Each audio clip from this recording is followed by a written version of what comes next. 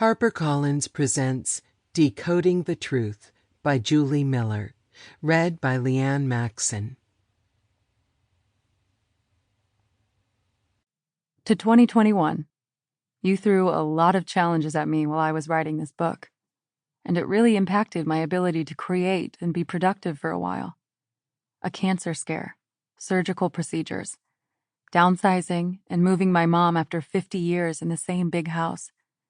Hubby in hospital, mother in hospital, father-in-law in hospital, a break-in and financial challenges. But I survived. I got through it all. Through God's grace, a little cursing, some despair, and ultimately, stubborn perseverance, we all got through it. We're managing. I learned a few lessons, and I'm writing again. Check in with your doctor once a year. Hug your loved ones. Have faith in something greater than yourself. Be kind to yourself and to others. Ask for help when you need it, and say thank you. Thank you to my editor, agent, and publisher for giving me the time I needed to take care of myself and my family.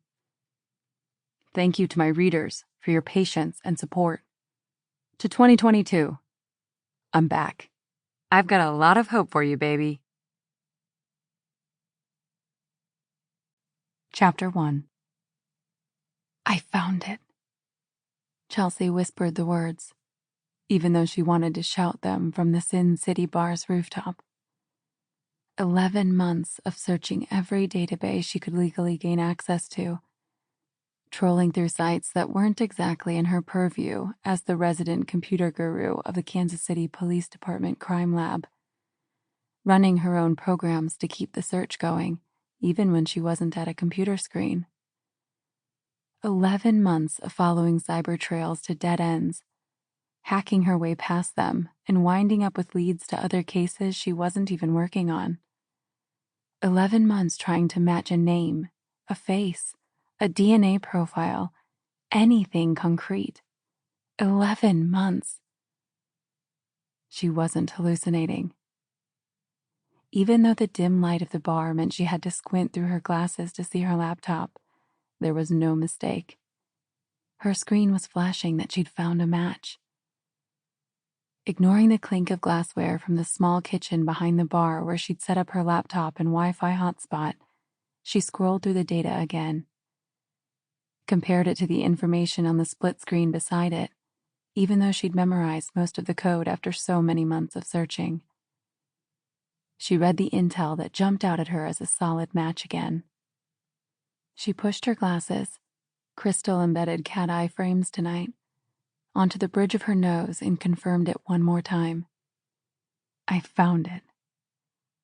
Adrenaline surged up from her toes to the roots of her long brown hair, and she reached into the pocket of her apron for her cell phone. She pulled up the familiar number and pushed call. Hey, honey. The scantily clad woman in the back booth scrambled off the lap of her boyfriend for the night and waved her over. She was probably freezing her giblets off in that getup on this cold, damp November night. Bring us another round. My man's got a thirst. The woman's loud laughter ended in a squeal as the man hanging back in the shadows with her pinched something to silence her. The noise from the other patrons in the bar, namely the motorcycle club members taking up 2 tables near the dartboards, soon drowned out the conciliatory cooing between the couple. Just another night at Sin City. Tucking her phone between her shoulder and ear, Chelsea quickly poured a rum and cola and pulled a can of lemon-lime soda from the mini-fridge. She plopped them onto a tray and carried them to the table while the phone rang. She ignored the whistles and catcalls from the bikers as she hurried past. By the time she reached the back table, the couple seemed to be scrambling to zip something into the woman's big purse and move it out of the way so that the two could sit side by side on the bench seat. If Chelsea hadn't already carded the young man, she might question whether he was underage. But he was legal. Probably more legal than his older so-called date, who Chelsea was pretty sure would sit on any man's lap here, for the right price and the promise of a warm place to... Sample complete. Ready to continue?